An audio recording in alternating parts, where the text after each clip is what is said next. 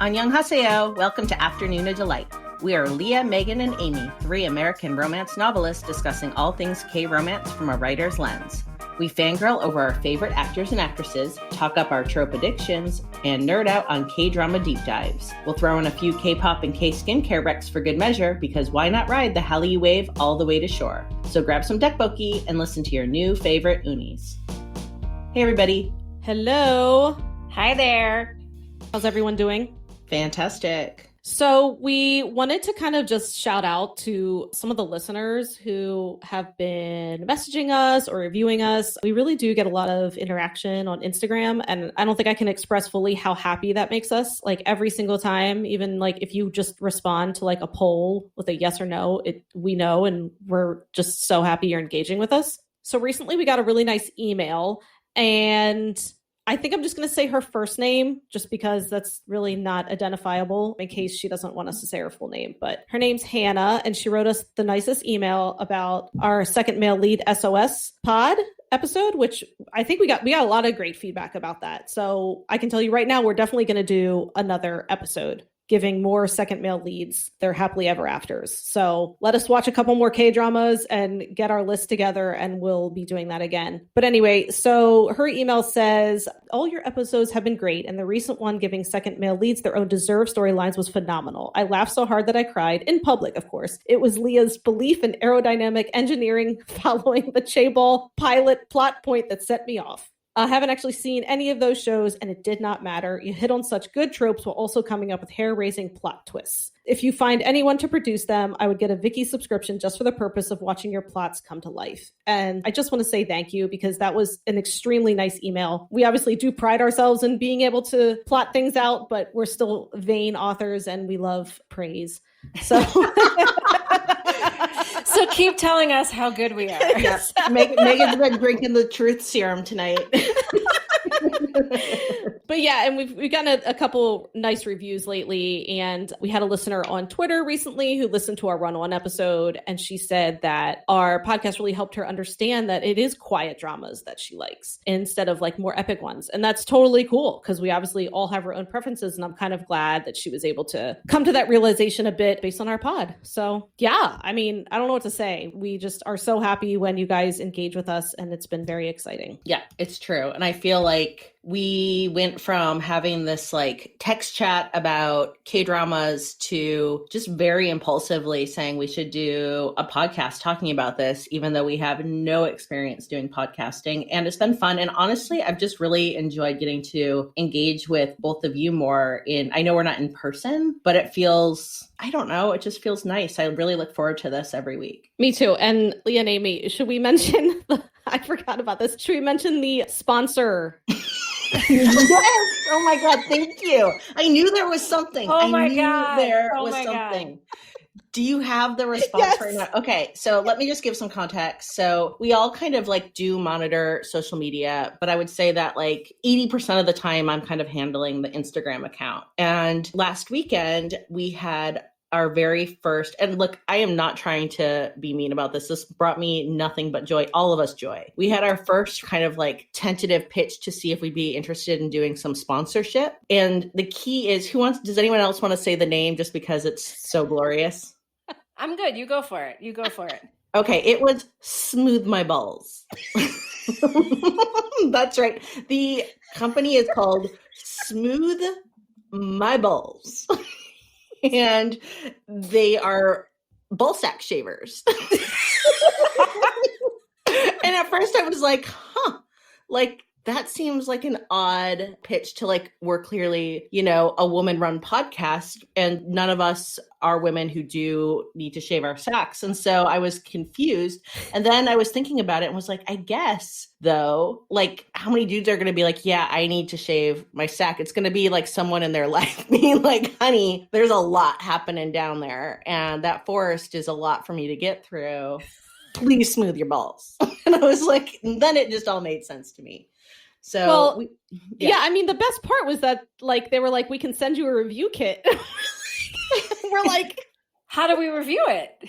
And then you have something called the pube muncher, which could clean up your messy pubes that might have made their way into the stink. And I just kept thinking, as much as this is hilarious, truly, I cannot see myself like week in, week out being like taking little breaks to be like, Brought to you by Smooth My Balls.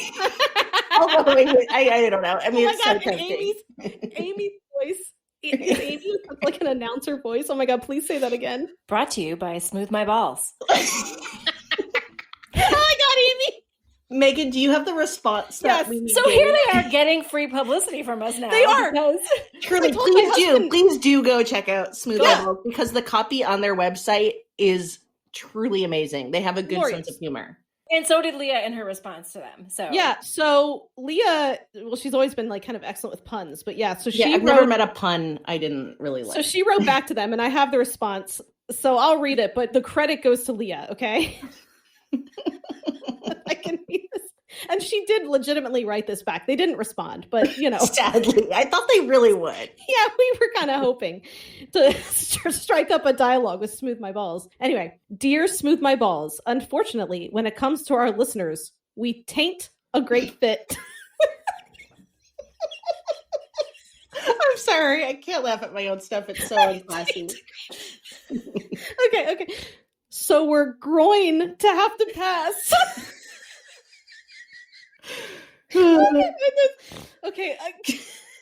Okay, but thanks for reaching out. We find your copy to be nuts in the best of ways. Best wishes, Afternoona Delight podcast. I mean, I haven't gotten to use the word taint in a long time. I mean, anytime you can use taint in a professional setting is just a great day. So this episode of Afternoona Delight podcast is brought to you by Smooth My Balls. They get a freebie this week. Yeah, there you go, Smooth My Balls. We gave you a freebie. We don't need the review kit. Just keep it. Keep it smooth. We're good. Speaking of smooth, Amy, do you want to get into Lee Gon, who's also quite smooth? Oh my God. I can't believe that this is on the King episode. I know, sorry. Lee Gon is the king of Korea with a C, a country that's in many ways similar to the Republic of Korea, except it's a parallel universe with a constitutional monarchy. His citizens respect him, and he is well regarded as a mathematician and competitive rower. But his fetching appearance hides a deeply wounded soul. When Lee Gon was only 8 years old, tragedy struck. His father was murdered before his eyes by his half-uncle, Lee Lim, who was seeking ownership of a magical flute possessed by the king called Manpasikjeok, which holds supernatural powers. Lee Gon ended up cutting the flute in half while trying to save his own life. While he was being choked to death, an unknown person in black who dropped an identity card with a woman's picture and the name Jung Tae-ul saved his life. Lee Lim escapes with half the flute to Korea with a K, aka the South Korea we know, and discovers it's full of doppelgangers from Korea with a C. This means he can do some convoluted evildoing as he plots to exact revenge. Lee Gon treasures Jung Tae-ul's ID card and wonders who is the woman who saved his life. Flash forward to present day. Lee Gon is very taken by an Alice in Wonderland type of white rabbit metaphor. He ends up in a bamboo forest where he finds a portal, all while on horseback. He enters some sort of no man's land outside of time and space that has red balloons floating in the air and lightning striking in the distance. And then he ends up in downtown Seoul, in this world, where he runs into a cop who is, surprise, surprise, Jung Tae-ul, the woman he's always been seeking. Confused? Yeah, well, saddle up, because we are going to be deep diving The King, Eternal Monarch, a Netflix drama that came with a hefty $25 million price tag. It's a visual feast to be sure, definitely a bit of a mindfuck, and not without controversy. Please note, this episode contains spoilers, so you have been warned. Before we get started, I just want to throw out something that I've been thinking about since we did our villains episode, and that is the pronunciation of the king's villain, his uncle Lee Lim. And when we recorded our villains episode, I was pronouncing the name as Lee Rim with an R, and today I'm saying it as Lee Lim with an L. And the problem is that in Korean, in Hangul, the L and R sounds come from the same consonant, which is called real. And it is kind of between an L and an R. And in my very minimal so far teaching myself of Hangul, I've been trying to learn when you use the L and when you use the R. And sometimes it's a little bit confusing because even when Koreans make the sort of R sound, it still sounds a little bit more like a rolled R, which is more like an L. Anyway, the rule of thumb, I guess, is what I've been reading about today, is that the consonant, when it is between two vowels, then it usually has the English R sound. However, if it's at the beginning or end of a word or precedes a consonant, it'll have more of an English L sound. So really, this is all just to say that I am trying my best to appreciate the Korean language and pronounce it the best that I can. We all are. But I just wanted to point out that I may have pronounced it wrong in the villains episode, and I may be pronouncing it wrong tonight, but that I do know that it is the same letter that makes the sound. And so we're just going to go with Lilim for tonight, since it does come at the beginning of the name. That's also interesting to me because I noticed that when native Korean speakers speak English, they pronounce the ol sound in special or old. They pronounce it almost with an R. It's almost like a roll. It is. It's like a rolled R with an L. That's definitely the way that they see that consonant. So actually, I'm really glad you brought that up because it makes a little bit more sense now why I hear that type of sound when they're speaking that consonant. What I also find is interesting, and I think I brought this up way back in one of our earliest episodes, is actors who have the last name Lee, like Lee Min-ho or Lee Dong-wook, that actually when you spell out the Lee in Hangul, it's not an L sound at the beginning. It's actually just the consonant that has no sound, and it's just the sound E. So it'd be like Lee Min-ho rather than Lee. And so I don't know what happens when we sort of translate it and sort of Americanize it, but we add our own sounds to it, I think, for us to be able to pronounce things better. But yeah, I was kind of looking around on different sort of K-drama websites in preparing for the show and seeing how they write it and how they sort of phoneticize it. And it's kind of 50-50. What I've been finding is either saying Lee Rim or Lee Lim, because it is actually somewhere between there, how you would pronounce it kind of thing. So anyway. Cool. Thank you for that. That's my little spiel about Hangul for tonight. So getting back into it. King, the Eternal Monarch, is full of parallel worlds, doppelgangers, and time travel. What were your overall thoughts on the drama in terms of ambition, and do you think writer Kim Eun-suk and her writing team were successful or not? This drama has left many critics polarized, so what do you all think? Was this show fantastic or a flop? So let's get to it. To me, look, I'm going to say it was a flop. And a less amazing flop than Tale of the Nine-Tailed, which was also enjoyable. But for me, I felt like once Tale of the Nine-Tailed went off the rails, I became delighted in many ways by the level of what the fuckery that we achieved by the end of that drama. And in King, I felt like I was quite invested, but I felt like it was always a little bit distant to me. The chemistry between Lee Gon and Jo Young, I felt that way more than I did between Lee Gon and Taul. Heck, I felt chemistry more between Lee Gon and Maximus, the White Horse. So to me, I don't think the story ultimately came together in a way I was satisfied with, and that was a bummer to me. However, I absolutely still think it's worth a watch because Lee Min-ho was truly the king. Woo Do Hwan was darling and just oozed talent the whole way. And look, honestly, I'm 10 out of 10 always going to want more random horse riding in modern times. I might not want to be the one riding the horse, but I'm into it. And so, yeah, when it comes to Kim Eun-suk, Goblin is my top drama, honestly. So props to that. But to me, I think I was comparing it when I was watching it to my feels in Goblin. And this one just to me didn't come close in terms of feels, romance, or even the original soundtrack. If you know me, or even if you don't, but you listen to this podcast, you know that I am a Lee Min-ho fangirl, whoa. While that may not say anything about Kim Eun-suk's writing directly, it was this drama that made me fall in love with my bae, Lee Min-ho. This was a plot to behold, ambitious AF, and I had super high expectations after Kim Eun-suk's masterpiece, Goblin, which is also my top of the top along there with you, Leah. Did it hit every note perfectly? No. But did it blow my mind with what it did get right?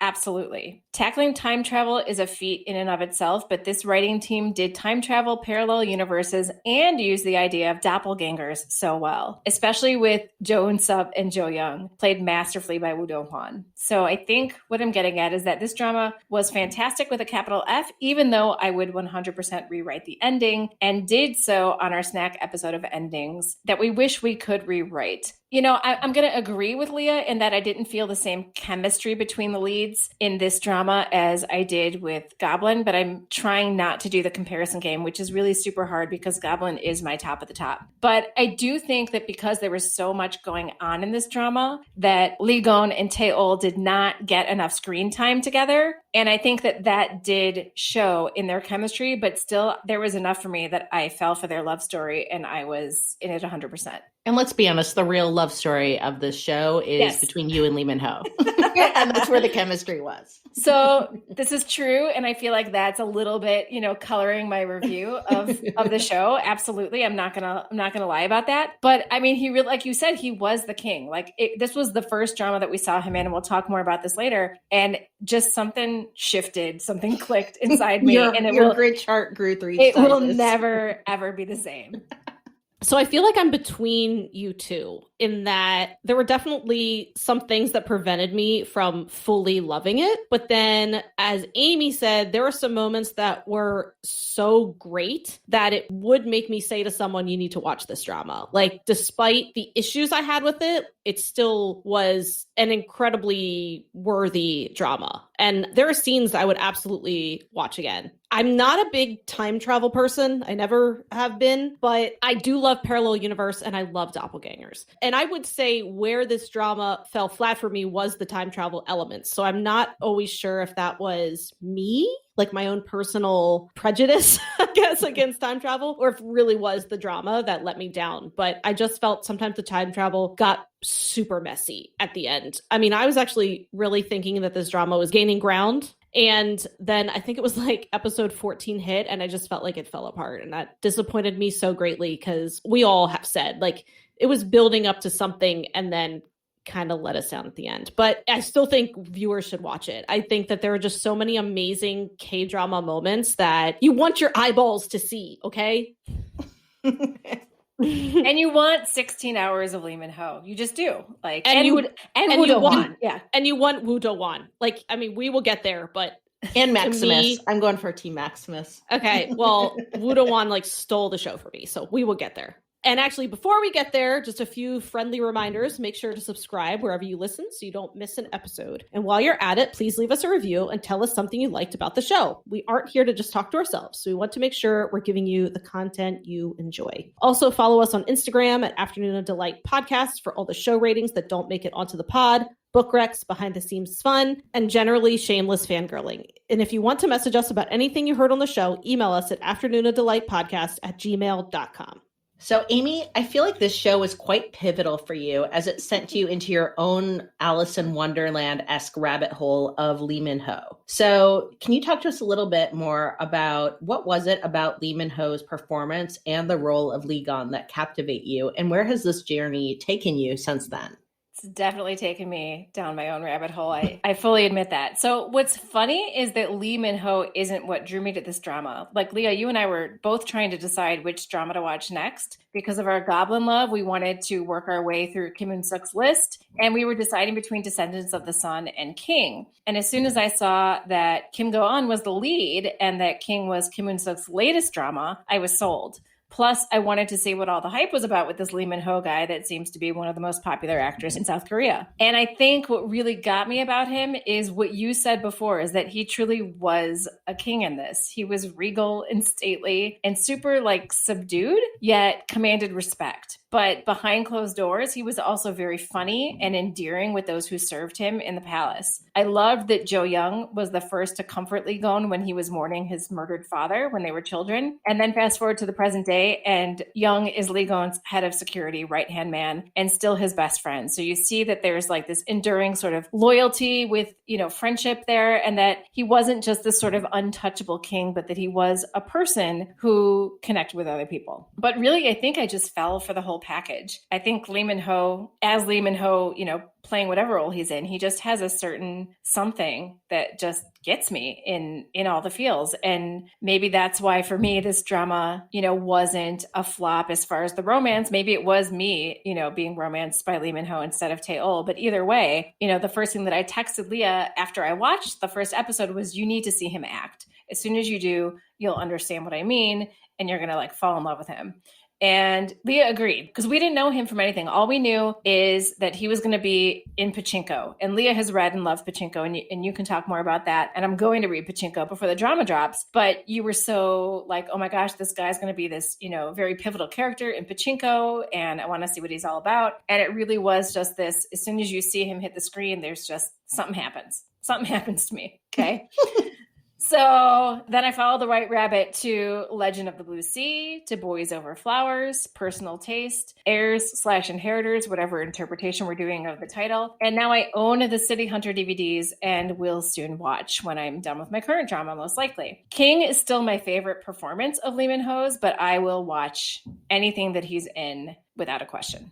Yeah, so this was my first Lee Min-ho drama, and I was obviously very behind the 8 ball because Amy and Leah had already seen him in several roles. So I'd seen pictures of him, and I wasn't necessarily captivated by him, but that's fine. But watching him act, as Amy just said, it really is a whole nother story. He really, really does have an incredible presence on scene, and it's not just because he's tall. Like, he really does emit this, like, kingly presence. It was crazy. And watching him ride his horse through the tide on the beach, like, I remember tweeting, that was female gaze all the way. This like slow-mo shot, that's like the wind in his hair and his horseman's mane. And, so thank you to whoever decided that scene was going to go in the drama. So thank you. A+ casting for me, for Lee Min-ho. I really can't see another person in this role as Lee Gon.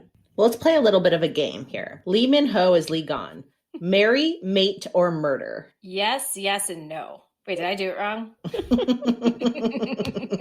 Yeah, I don't want to marry a mathematician, so let's just mate. I can see what all the fuss is about, but apparently Park Min-young got on the set of City Hunter.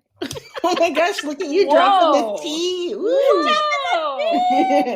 All right, so I'm going to mop up that tea and say, look, I don't think I really want to marry a mathematician or mate a mathematician, but I would happily marry a king, especially a king like this who is pretty self-occupied. This is a guy full of hobbies. So I really feel like I'd have time to do my own thing too.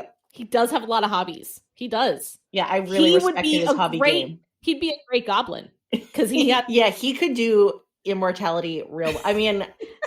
Eternal Monarch, they might be hinting at that at some point. Maybe, and he's already ahead of the game because he has no horse phobia. Yeah, he does.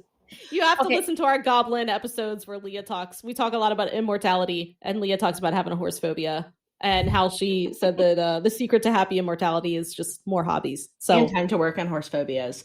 So what are all y'all's thoughts on the romance and chemistry between Lee Gon and Tae-ul, who is played by Kim Go-eun of the Goblin fame? So I think we've kind of been getting towards the fact that I might be a bit biased here.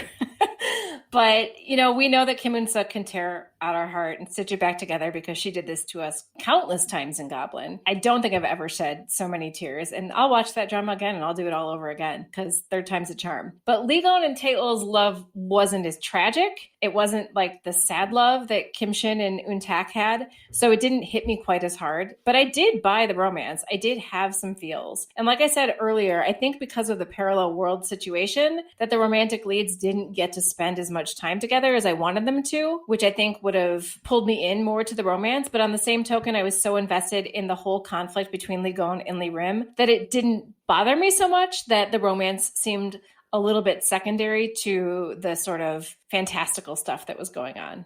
Yeah, I really wasn't feeling the romance till the end. But as Amy said, there was so much going on that I was kind of okay with that to a degree. And I guess I was holding out hope that at the end I would start to really have some feels, and I did. So I would say toward the last few episodes, I didn't feel as much like romantic chemistry, but I did start to feel this genuine mutual respect between the two leads, between Lee Gon and Tae-ul. And I like that. I mean, I could see them as partners. So I didn't think they had crazy chemistry or passion, but that was okay too. There was so much going on. So to have a slow burn or sweeter romance worked okay for me in the end. But I mean, I will say, I don't know, I finished King like last week or something, 2 weeks ago. And the romance isn't something that stuck with me. Like when I think about King, I actually don't, that's not what I think about. There's a lot of other like amazing scenes and everything and some characters that stuck out to me, but the romance was just kind of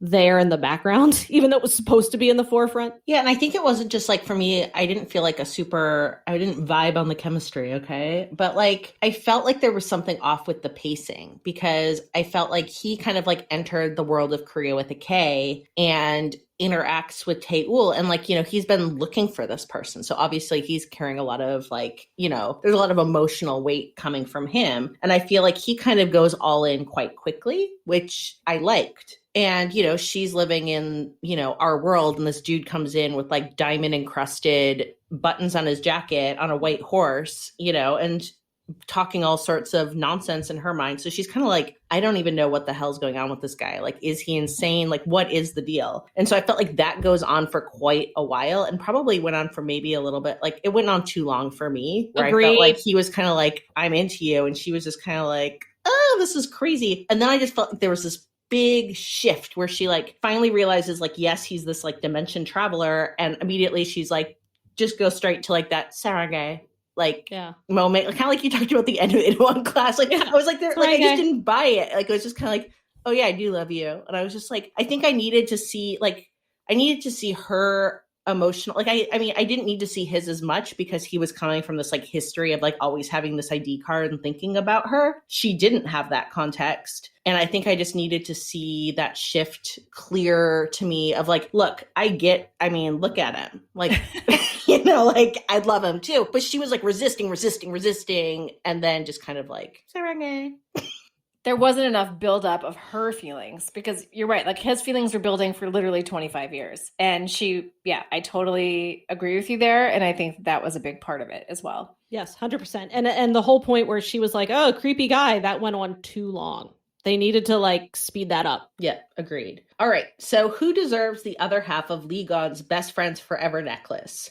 Jo Young or Maximus? This is such a mean question, Leah, and you already made me answer it on Instagram a while back because we did this as an Instagram poll, and I think that I might have said Jo Young back then, but you know what? I'm going to flip to Maximus now because Jo Young will always have Jo Eun-sub as his bromance BFF. No, I'm going to defend Jo Young. Deserves the entire world. He gets the necklace. That's just all there is to it for me. And I do love evil questions. I'm like Lilim, but I think I'm going for Maximus because together, Lee Gon and Maximus put together one of the greatest scenes of all time in Kdrama, which facts. Amy, can you tell us again the episode and time stamp?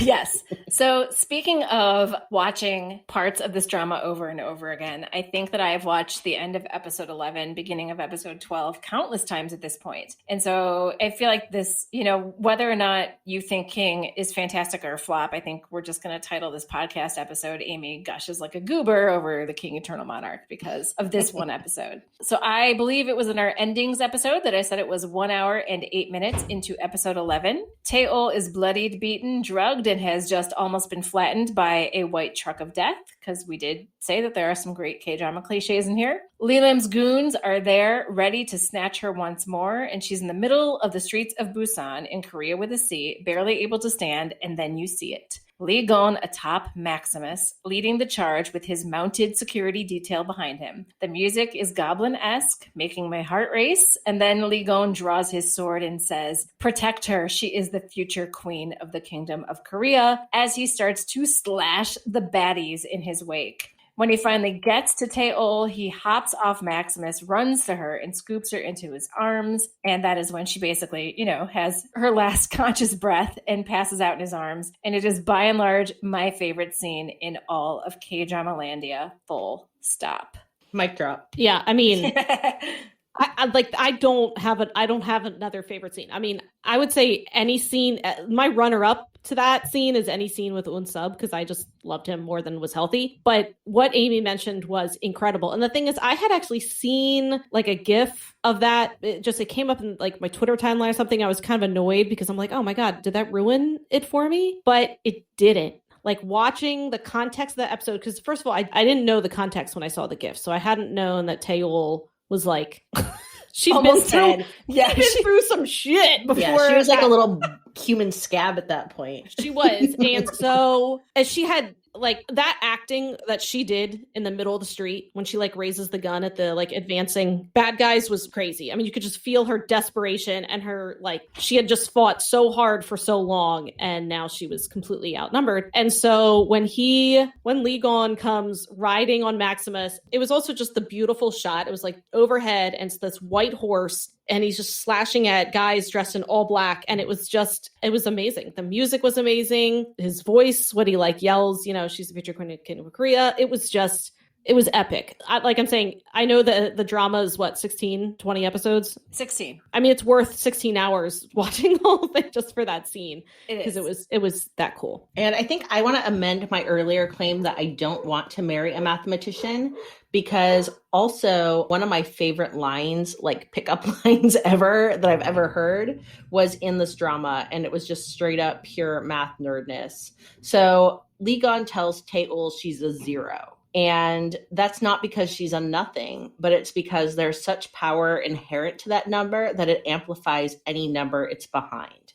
So to me, that's like some panty dropping line right there. That's hot math. Yeah, yep, right? Agreed. Hot Agreed. math. And then here's another thing too, is like this K-drama, like you said, like even if I didn't like fully love it, there's such epic moments, which is why I do think people need to watch it. And for me, I think I would also be remiss if I did not shout out the second hottest moment of this K-drama, which is when Lee Gon is in his white military uniform, standing next to his BFF, Jo Young, who's in his hot black military uniform. And they're on this massive like air carrier staring down a Japanese incursion.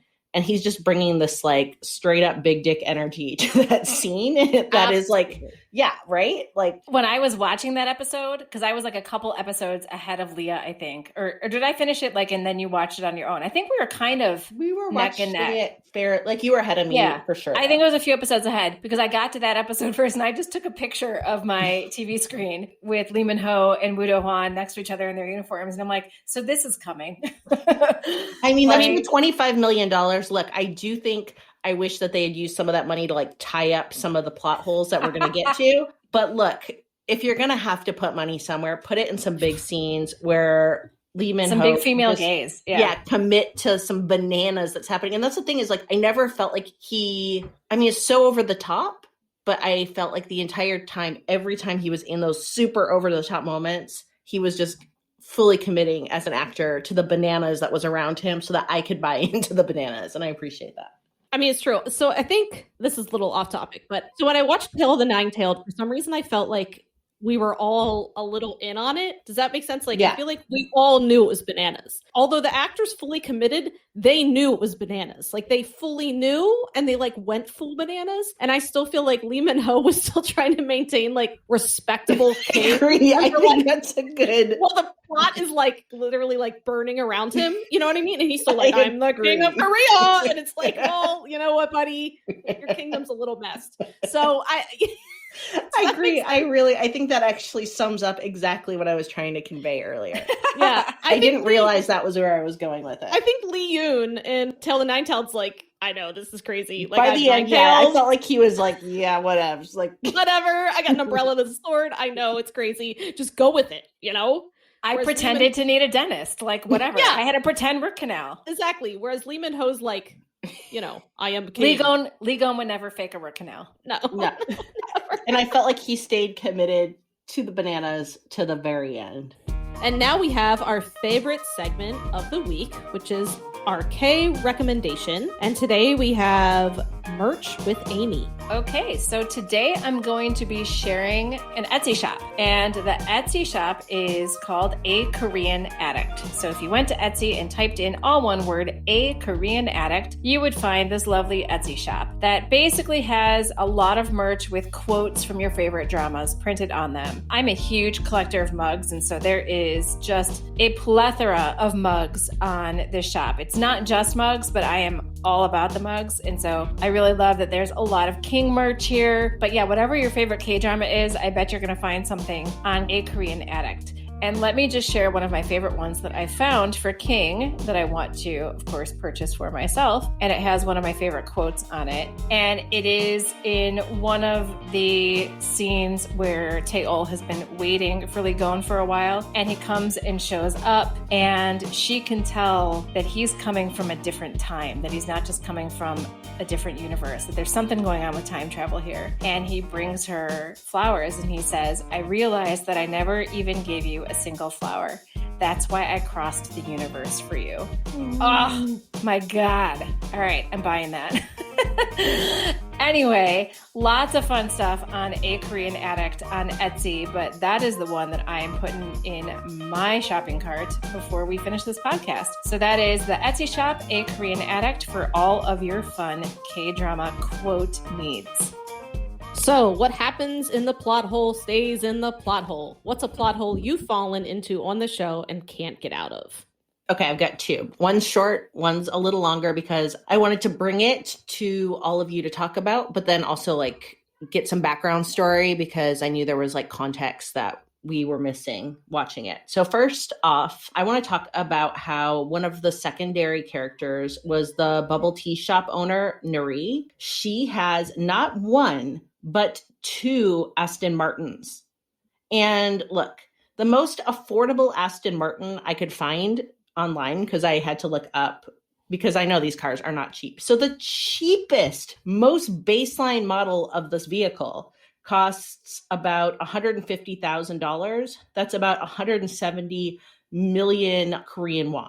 So that's a shit ton of bubble tea that she's got to be selling. And I need to ponder like getting into the bubble tea franchise if that's how you get to roll. Because there was just no context. She just has these like freaking sweet cars and then just kind of like owns this whatever bubble tea shop. And two cars. Like, why does she need two? No context, no explanations, just, and like there's no other signs of vast wealth with her. So, and this tea shop is like this little like hole in the wall kind of, like it's cute inside, but it's this tiny little shop. So me thinks there's some product placement maybe. I don't know if Aston Martin was like, look, we got to get all in on like the new Kim Un-suk, so we're gonna park these, and then like they park the cars just outside in front of the bubble tea shop next to where the horse gets tied up half the time when he's like in the world of Korea with a K. So anyway, okay. And then secondly, and more seriously, the Yoyo Kid.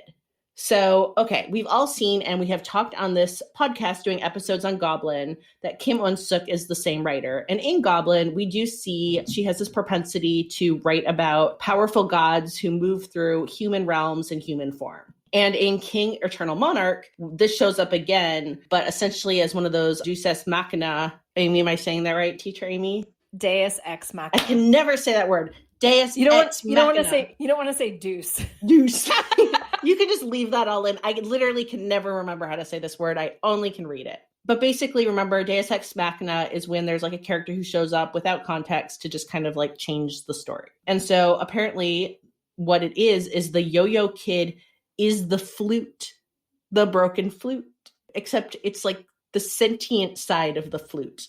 So when the flute is in half, Yoyo Kid doesn't have that many powers.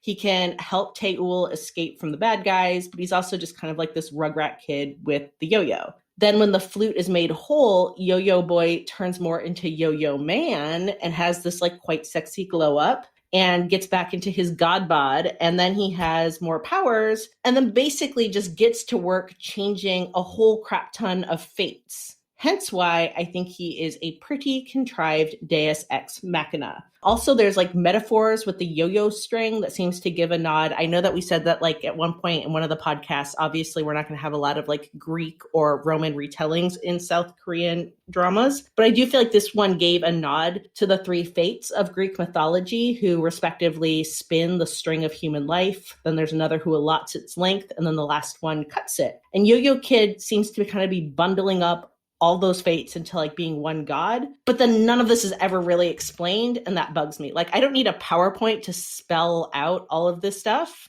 but I also don't want to be Googling around after a drama's finished because the writers couldn't be bothered to give us clarity. To me, that's lazy writing and plotting. So sorry, but not sorry. Yeah, I had the same issues with Yo-Yo Kid. It was just never explained. It felt like Deus Ex Machina. Can't say it See, it's either. not a word you God. can say. We need to God in the machine. DEM. Look, he's a Dem. He's a Dem. So yeah, that irked me too. So my biggest issue was, so in the end, after Ligon gets the full flute, so after he defeats Lilim, and we get him like traveling through time and worlds to get back to Teul, his Teul, like that he had left. Okay, so this was never explained. Like all of a sudden, there are like a bunch of multiple worlds now. Like there were never multiple worlds before. Like every time he passed through the portal, he would always either be in the Republic of Korea with a K, where Teul was, or he'd be back in the Kingdom of Korea with a C. And then all of a sudden at the end, there's all these like multiple worlds with multiple doppelgangers. And I didn't understand why. And I mean, I guess because he had the full flute now that he could access more worlds, but that was never explained. And it really drove me crazy. That was a little bit where I felt like the drama started to go off the rails for me. It seemed like those worlds were different versions of the Republic of Korea. Like all of them, except for his Kingdom of Korea. Right? Like all the worlds where he accidentally ended up in and found the wrong Teol, he knew it wasn't the right Republic of Korea. So yeah, it makes no sense that he could only go between two worlds. And again, yeah, maybe it is the full flute. But again, if you have the full flute, wouldn't you also have like full control of where you're going? Right. Part of me felt like they wrote the end first. So they had very specific ideas of how they wanted the drama to end. So they wanted this montage of him traveling through different worlds. And then at the very end, they wanted these montage. They apparently like montages. They wanted a montage of Teul and Ligon like traveling together through all different time periods. And time through traveling. the multiverse. And the multiverse, yeah. Right. So I feel like they wanted that. But then they wrote the rest of the drama and kind of like forgot.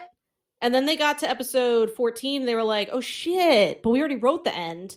So now we got to somehow make it work. That's how it felt to me. It just felt like they almost like forgot how they wanted it to end, but then they had to like make it fit. Well, then they were like, here's a yo-yo boy who literally just does Here's stuff. a yo-yo boy. We're going to have him like save you. And then he's going to do a bunch of other stuff. So again, I still liked it, but clearly there were issues. Right. It wasn't set up ahead of time. And then all of a sudden it was just thrown at us. And I agree with both of what you're bringing up, or with all of what you're bringing up. And I want to add to that, speaking of the portal, what in the world is the in-between place, in between one world and another, in between the gates with the balloons? Because in this in-between place, supposedly there's no air, but they can breathe. There's like weird gravity because the balloons are like not floating away. They're like floating around. And when Teul is trapped in this sort of in between the portal type thing with Lilim, and she aims the gun to shoot him, he's like, you can't shoot me here because of the lack of regular gravity. And she shoots, and then she is able to shoot him, and then they are able to breathe. I don't know. Like, why did the balloons keep multiplying? Every time he'd go through, there were just more and more red balloons. Right, where were they coming from? And why a red balloon? There was like no red balloon significance. Like I kept waiting for there to be like a red balloon moment somewhere. Right, remember when Unsub though like left just holding a random red balloon? Like he's like, I'm gonna take this with me. like shouldn't like Yo-Yo Boy have had something to do with the balloons or something? You know, yeah. Like I don't. And they shouldn't have been able to breathe. Like right. Maximus had this. His like beautiful mane was like blowing like in the breeze, like a Beyonce wind fan. And I'm like, but there's no air. I'm confused how this is happening. And there had to be air because there was lightning. Yeah. Okay. Anyway, as you can see, wait, and tides. Wait. Yeah. The whole thing. Yes. And he crossed, like, it takes a long time to cross through no man's land. Like, it's not like he just, like, zips through. So there had to be, obviously, air. Because he's, like, every time he crosses, it's, like, you know, it takes a while. So, right, how long is he in there? And, like, what happens if you get trapped in there without air? All right. So, as most K-dramas, the product placement in King is alive as well, even in another dimension. So, what stuck out to you? Okay, so I'm going to go with the Kahi, if that's how you say it, skincare. So that was like the balm. And I guess it was just so many times she kept taking it out. And then she's like, you know, putting on her lips, and then dabbing it on her cheeks, like excessive amounts. And then she'd like show it to her coworkers, and he was like, ooh, this makes my face softer. I mean, it was just, oh my gosh. And then she was like in the shop, and when she did the facial spray, and they like brought it up 3 times while she sprayed her face. I don't know. it was a little much for me. Some of the scenes made me cringe. I was going to say the face palm. Like, I feel like every time Taeol had like a second to relax or breathe, she was lathering up with the face palm. And then like, I think the LED face mask kind of takes the cake. Like, okay, I think the brand is Cell Return. Okay, Cell Return, you got me. I wanted to know what the hell that mask was, how much it cost, and if it would shave years off of my existence. But I think Leah went into a little bit bigger of a deep dive with the mask. Oh, did I? Because this fucking mask. Okay. So it costs over $2,000 US. Oh my God. And it also weighs about 1.5 pounds. So that's like a decent weight to have on your noggin. What the heck? In real life, in real world, Lee Min-ho is also the face of the brand. So I'm curious what came first. Like, I don't know. What do you guys think? Like the show or the endorsement? Yeah. But here's how the mask works, because you'll know I'm a skincare enthusiast and I needed to know after watching this. So, okay, think of the LED mask as it's an at-home facial device that is going to target specific skin concerns with light therapy. So it has 4 different modes for you to choose from to customize your facials with. And you know what, Cell Return? Look, I'm giving a shout out. Like, I want sponsorship. Like, smooth my balls, move over. Cell Return, we are ready to shill these $2,000 masks for you. Yeah. So there's 4 light settings that target different skin concerns. So there's the red mode for the aging skin that helps improve skin elasticity, collagen production, whitening, and blemish removal. Then there is blue mode for that troubled skin, and that improves skin damage and is apparently good for acne. Then there's problematic skin, which I really don't know totally how that's different from troubled skin, but it helps reduce scars and can be soothing.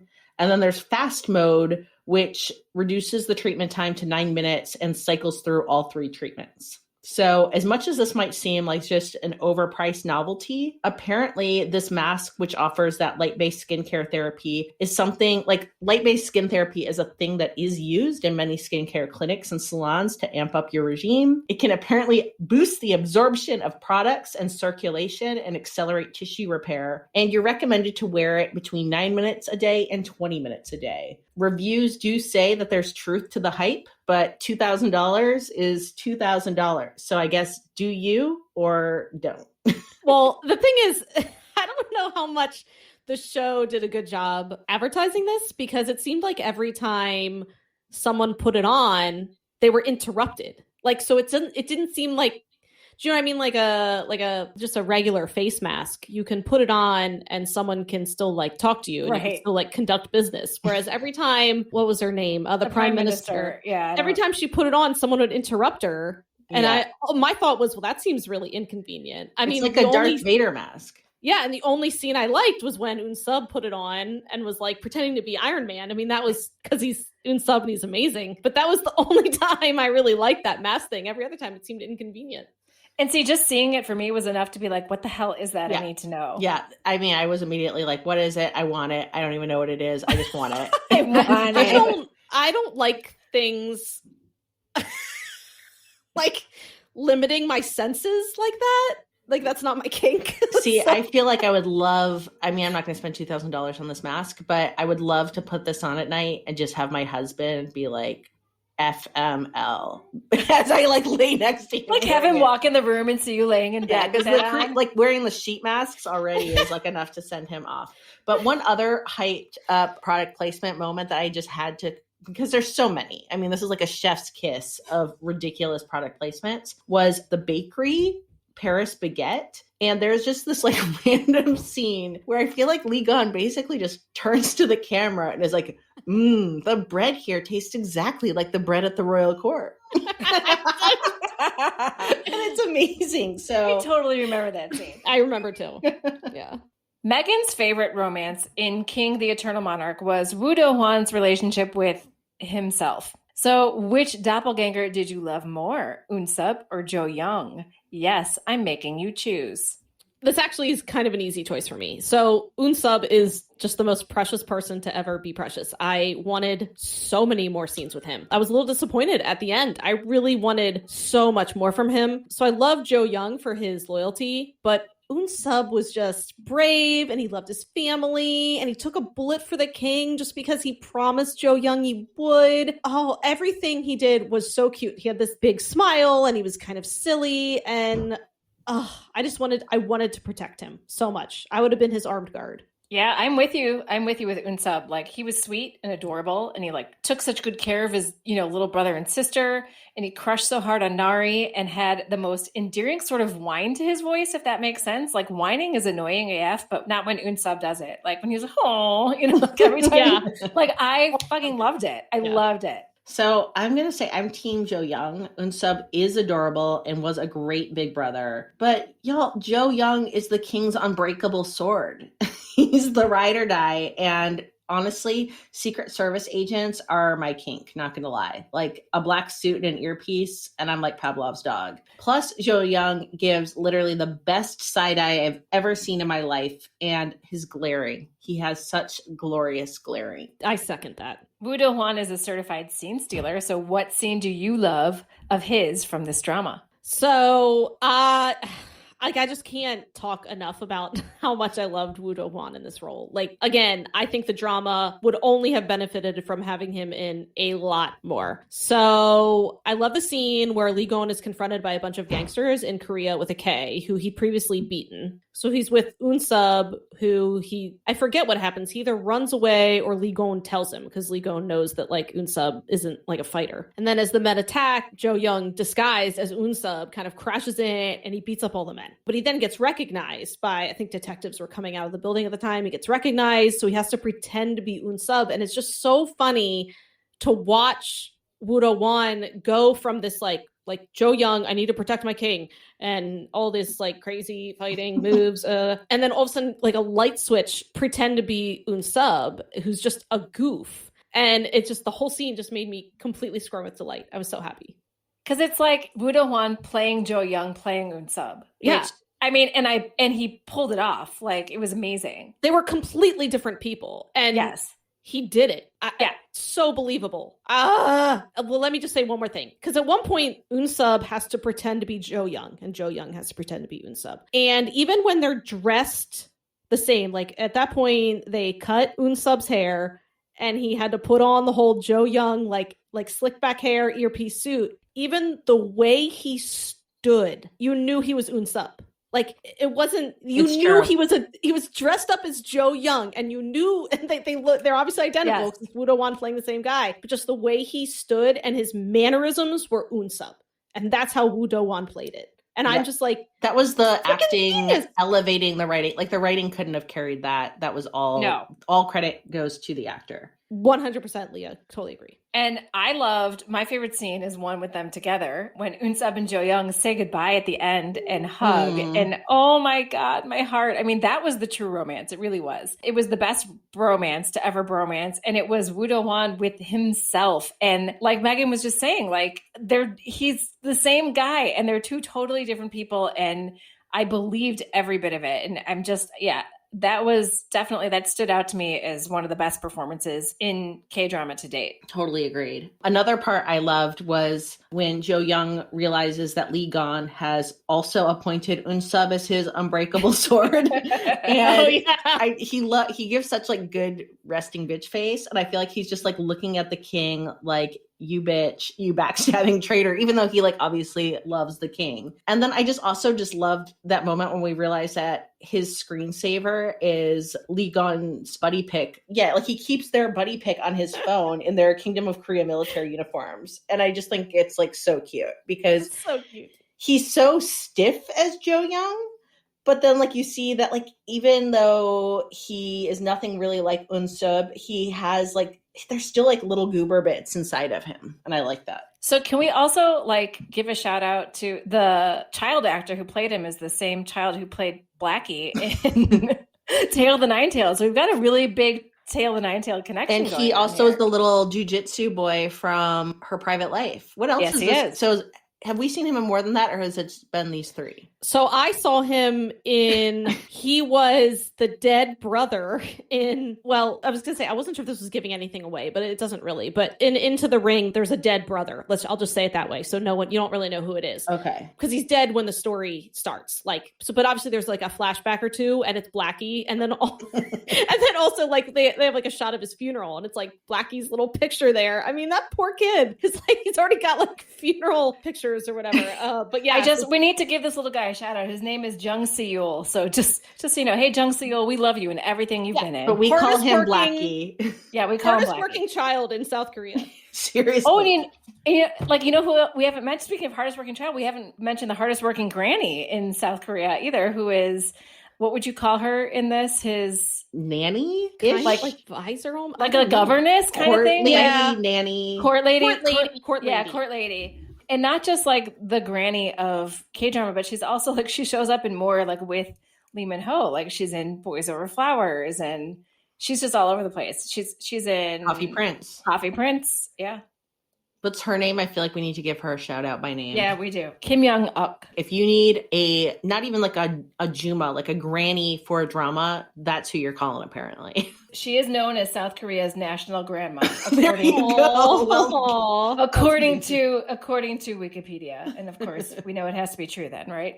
Absolutely. Like it kind of feels like family now, right? Like when you see these people like showing up in drama after drama and you just like, you have a connection to them already. Mm-hmm. And I love that. I really love that too, because I think that, it is a much smaller industry than we have obviously here. And so, yeah, I don't know. I do feel like I'm more invested in the actors in Kdrama because, yeah, like you said, they start to feel like old friends just popping up in these different roles. So, Megan, your Woo Do Hwan love might not be at Lee Min-ho and Amy love levels, but it is up there for you. What else do you need to get off your chest about this guy? Well, I just want to say thank you for writing this question because I do have some things to get off my chest.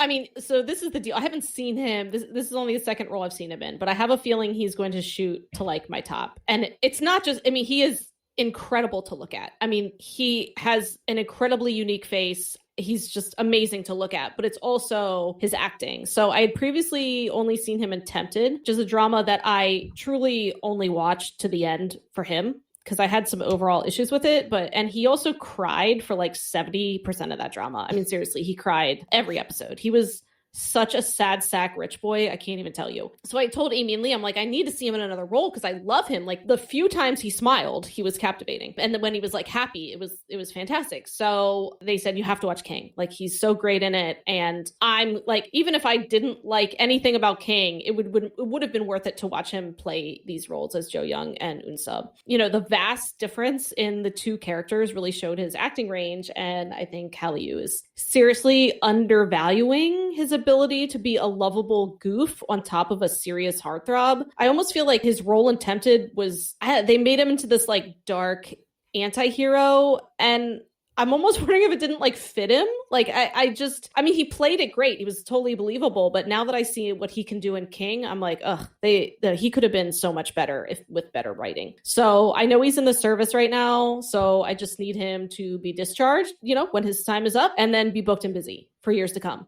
Because I want to watch him because he's such a magnetic force on the screen, and I want him to be like rich and happy. Basically, I want the world for him. I want him to get the next endorsement for the self-return mask. Yes, exactly. And Amy, any last thoughts on King, the eternal monarch?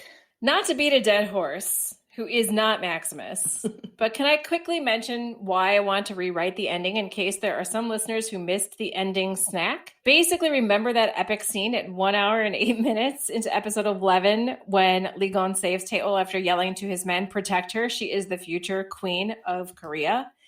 Yeah, no, she never becomes queen of Korea. The ending is fine, but I was promised a queen. And I want a queen, damn it. Listen to our endings snack to get my full rewrite.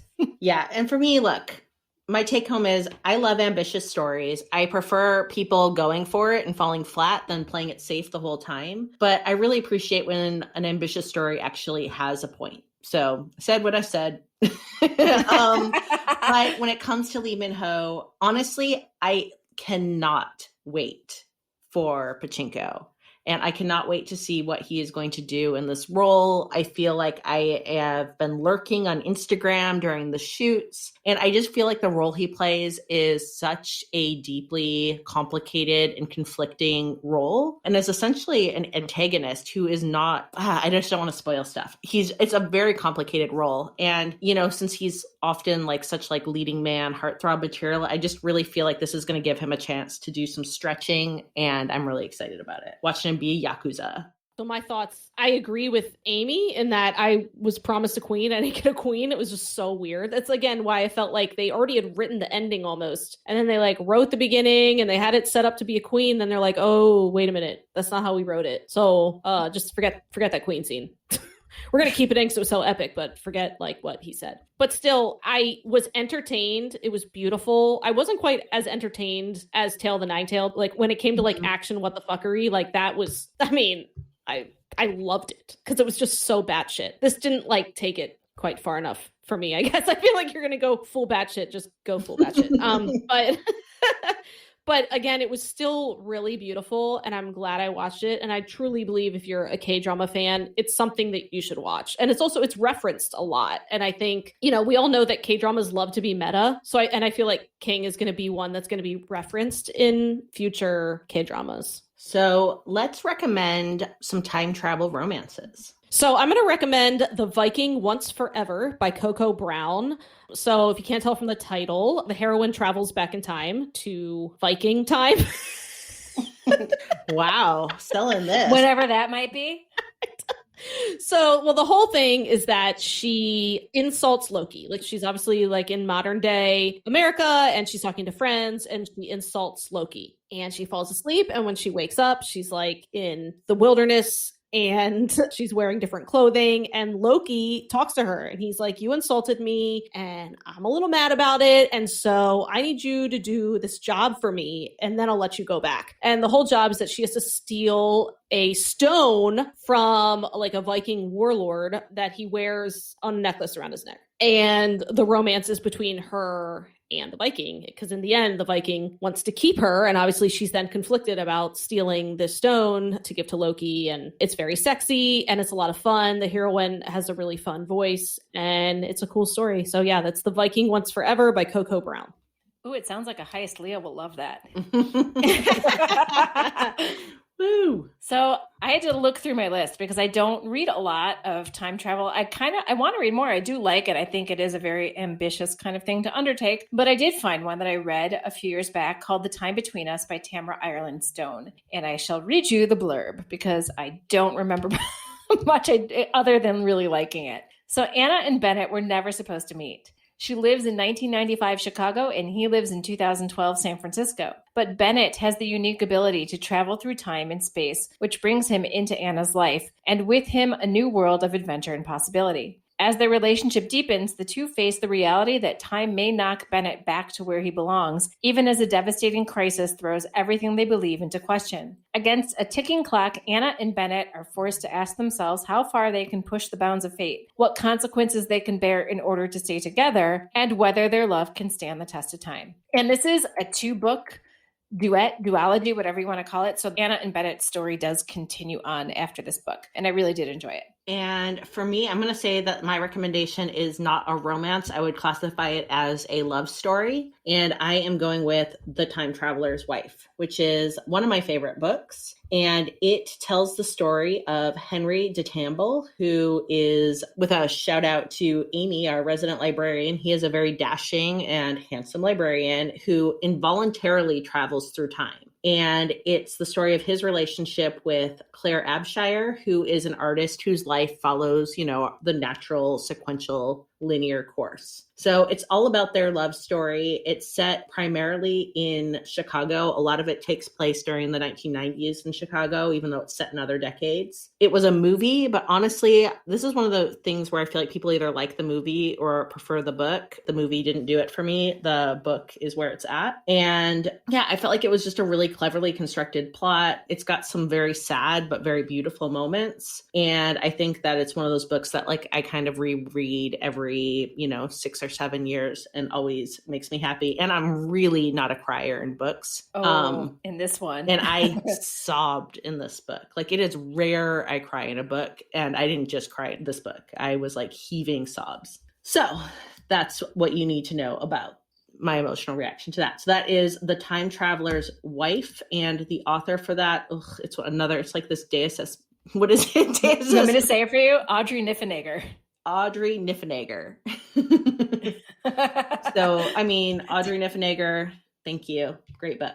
It is. I will second that. I love that book so much. And I didn't hate the movie, but yes, I agree the book was way better and super, super emotional reaction to it. I just don't think I ever saw Eric Bana as Henry. That was my problem. I thought he was a pretty good Henry. Like, I didn't mind the casting. Yeah, the casting. Rachel McAdams, right? Rachel McAdams was Claire. I didn't mind it, but yeah, it's the kind of book that it's just so artfully done that I don't think a movie could do it justice. So what are we all currently watching? I'm so excited that I am finally watching When the Camellia Blooms. I'm only 2 episodes in so far, but I am absolutely hooked. I am so loving Kang Ha-neul as a lead. He is such a goofy goober. Like, it's insta-love for him. And I don't usually love insta-love. Like, I'm not spoiling anything, that in the very it's first literally episode, the first thing. The very first episode, he sees her in a bookstore and he's like, I love her.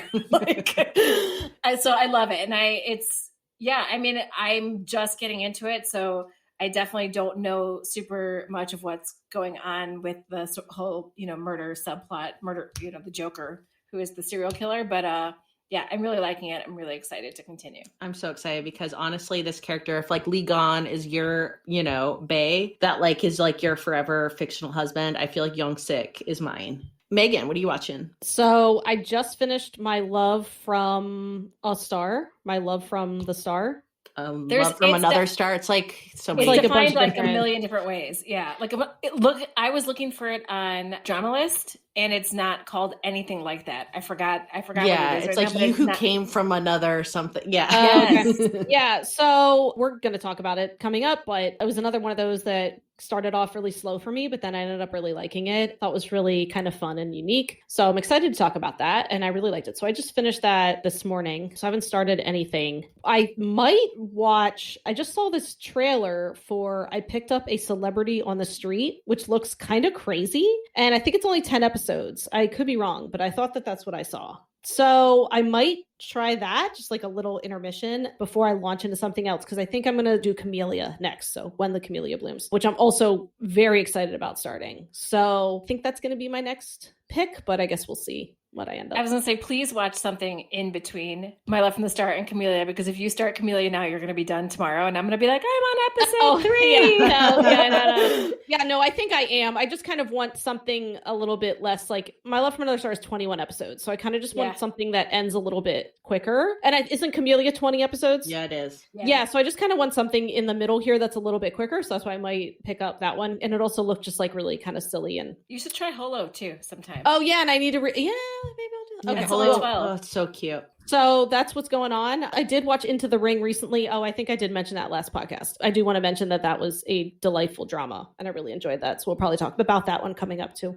So I'm working my way through a 20 episoder right now too, and that is Misang, or Incomplete Life, which is the translation, which literally actually means not yet. And it is a term that is used in a game called Go. And Go is not a game that we are really familiar with. It is very, very popular in East Asia, where it is competitively played kind of a bit like chess. And the main character in it is Im Si-won, who was in Run On, who I then followed to Strangers from Hell, not because of him, but because I wanted to see Lee Dong-wook be a murderer. And I just really loved Si-won in Strangers from Hell. So then I ended up jumping into Misang, which is not a romance, except in my own mind, where I like love all the characters. And it's very much just the slice of life office drama set in Seoul. And yeah, I don't know. I just really can't say enough good things about it. I think it is a very quiet show, but every time I watch it, I feel like I leave having like deeper insight into like the human condition and experience. It doesn't hurt for me that Kong Han Newell is in it because I really love him and he wears a suit real well and glasses real well. It's been a really lovely show, and I really didn't think I was going to want to watch a K-drama without romance, and now I feel like, yeah, I really think that I'm going to start to like, I do want to do some more romances after this, but like, you know, thinking of like My Mister and some other shows too, like I feel like I'm ready to like take on some of the non-romance side of things because I feel such happiness watching this one, even though it's not like just light and fluffy. It's actually kind of gut-wrenching, especially at the beginning. I got worried like, oh my God, is this just going to be like some like make me want to like hate humanity? And I was reassured it is not. And it definitely has started to make me feel better. But God, little Siwon, he is just so precious. And I feel like, I honestly think I would have liked Run On more if I had like watched all these other things he was in to like come to see him as that character. But it's fine. I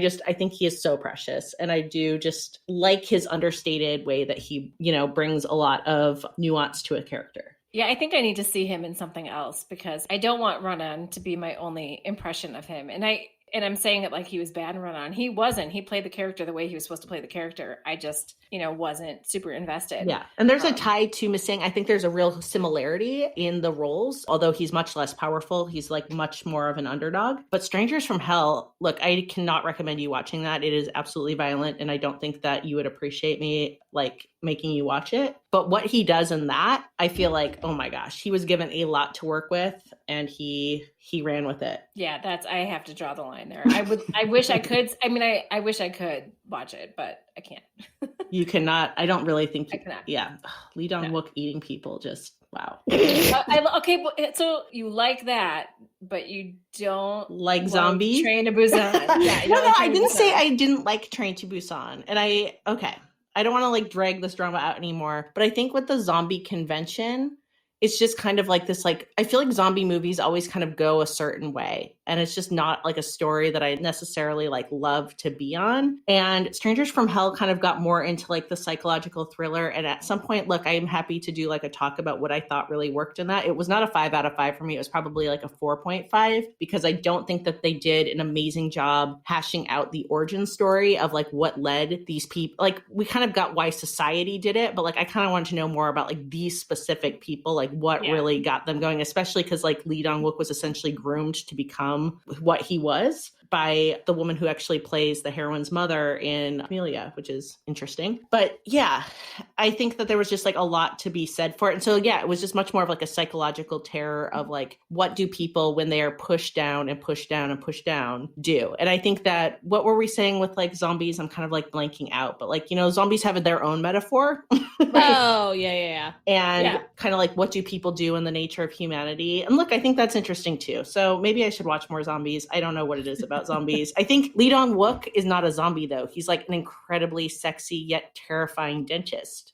Right. And I think that's why I like stuff like zombies more, because it is a metaphor and it's not something that's ever going to happen. Right. Mm-hmm. I mean, as far as I know, who knows, maybe, you know, dead deer start reanimating, I'll think twice. But that's the thing about psychological thrillers with me is, and the violence of it. I mean, it's really the violence of it. I don't mind the psychology of it as much, but it's much more realistic too. Like zombie violence isn't as realistic. Like when you kill a zombie, it's gross, but it's not, it's fantastical gross to me. Yeah. You know? And the supporting cast of that show, I mean, the whole thing, like all of them just knocked out of the park of just absolute creepiness, plus the lighting and the dreariness. Like I feel like so much of when we see K-drama, there's like this, you know, I mean, they're mostly romance, or even in saying it's like offices, but this just felt like we were in like the shit. And like, you know, it really let you realize like, you know, there's like underbellies in all cities where, you know, people are not, you know, chables and not even just chables. They're like being crushed under the boot. I'm sorry. Can I just talk about this movie that it has like all of the things Leah dislikes, except it doesn't have Nicolas Cage. Yes, there he is. There he is. Yeah. So I'm very excited about this movie. It's coming out on Netflix. I just looked. It's coming May 21st. Is it a zombie heist? Yes. Oh my god! Seriously? Yes. So it's called Army of the Dead, and it's headlined by Dave Bautista. Which I do have to tell you that my husband was in the Toronto airport and saw Dave Bautista. That's all. Just my husband's seen him. Okay. And they made eyes. My husband tried to say he's not that tall in real life. I'm like, shut up. so full of it. But anyway, so it's called Army of the Dead, and this is the description on Netflix. After a zombie outbreak in Las Vegas, a group of mercenaries takes the ultimate gamble by venturing into the quarantine zone for the greatest heist ever. That is amazing. No, you have to watch the trailer. It is amazing. Like, it has everything I want. Like, you know me, like, oh my God, like, the zombies are like, it's called Army of the Dead because the zombies are more intelligent. They like can form packs, like fighting like the, I don't know, formations or whatever. And there's also a zombie tiger. Yeah, it's Netflix, Army of the Dead. All I'm saying is I will be watching that May 21st. And don't worry, I'll maybe have to mention it on the podcast just because. So my Bae Lee Min-ho's drama, The King Eternal Monarch, is bookended by Smooth My Balls and Zombie Heist. I'm so sorry. I hope it was still hot for you. Yeah. Yes. Smooth My Definitely. Balls. So on that note. Well, hold on. Well, just gonna say next episode we are talking about what I just watched, which was My Love from Another Star. We're very excited to talk about it because I think there's just a lot to cover and we have a lot of things to say about it. So please tune in for that. All right. And that's it for tonight. So Annyeong! Annyeong! Kamsahamnida! Thank you for listening to Afternoona Delight. Make sure to subscribe for more great K-romance conversation. And be sure to follow us on Instagram and Twitter at Afternoona Delight Podcast for more information on our podcast, behind-the-scenes photos, and, of course, pics of our favorite oppas and anis. Annyeong!